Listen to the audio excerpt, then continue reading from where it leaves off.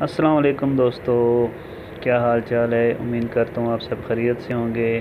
دوستو، آج میں آپ کے ساتھ بات کرنے جا رہا ہوں حضرت امام غزالی رحمۃ اللہ کے بارے میں۔ حضرت امام غزالی رحمۃ اللہ بہت بڑے عالم دین تھے۔ آپ ایران کے ایک شہر طوس کے رہنے والے تھے۔ طوس میں تعلیم حاصل کرنے کے بعد آپ عراق روانہ ہوئے تاکہ وہاں کے مدرسہ نظامیہ میں داخل ہو کر اعلیٰ تعلیم حاصل کر سکیں۔ امام صاحب رحمۃ اللہ علیہ ایک قافلے کے ساتھ سفر کر رہے تھے کہ ایک ویران جگہ پر ڈاکوؤں نے قافلے پر حملہ کر دیا اور قافلے والوں کو لوٹنے لگے۔ امام غزالی رحمۃ اللہ کے پاس مال اسباب تو کچھ نہیں تھا، ہاں ایک ایسی چیز تھی جسے وہ بہت ہی قیمتی سمجھتے تھے۔ وہ ان کے اپنے ہاتھ کی لکھی ہوئی ایک کتاب تھی۔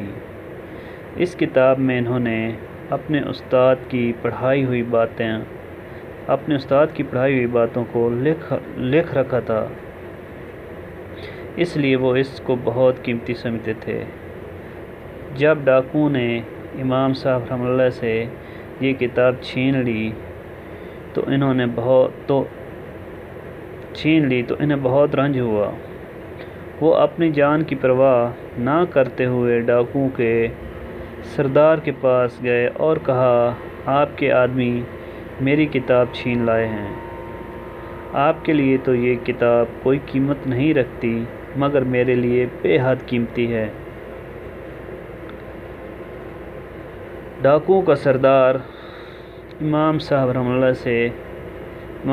اللہ کی یہ بات سن کر ہنسا اور کہنے لگا، عالم کا علم تو اس کے سینے میں ہوتا ہے، تم کیسے عالم ہو کہ تم سے کاغذ کے چند ٹکڑے چھین لیے تو تمہارے پاس کچھ نہ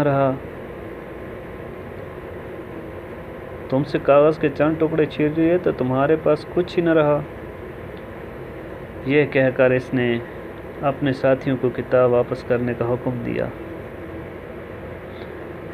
امام صاحب کے دل پر ڈاکوؤں کی یہ بات بہت اثر کی۔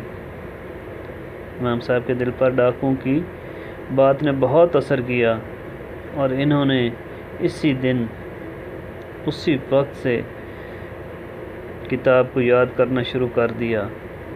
تھوڑے ہی دنوں میں ساری کتاب زبانی یاد کر لی۔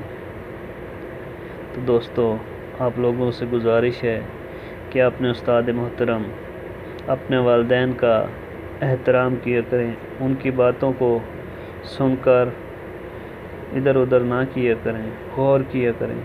وہ ہمارے بڑے ہیں، وہ ہمارا برا کیوں چاہیں گے؟ وہ جو بھی کہتے ہیں ہمارے بھلے کے لیے کہتے ہیں۔ تو آپ دوستوں سے گزارش ہے کہ اپنے والدین کا، اپنے استاد محترم کا ادب کیجیے، احترام کیجیے اور ان کی باتوں کو سمجھیں، سوچیں اور اپنے عمل کریں ان کی باتوں پر۔ تو میری آپ لوگوں سے گزارش ہے کہ جن نے میرے چینل کو سبسکرائب نہیں کیا، میرے چینل کو سبسکرائب کر لیں، لائک اور کمنٹ ساتھ میں شیئر بھی کر دیں۔ اوکے، اللہ حافظ، ملتے ہیں پھر کسی نیکسٹ ویڈیو میں۔ تب تک دیجیے اپنے دوست محمد عرفان کو اجازت۔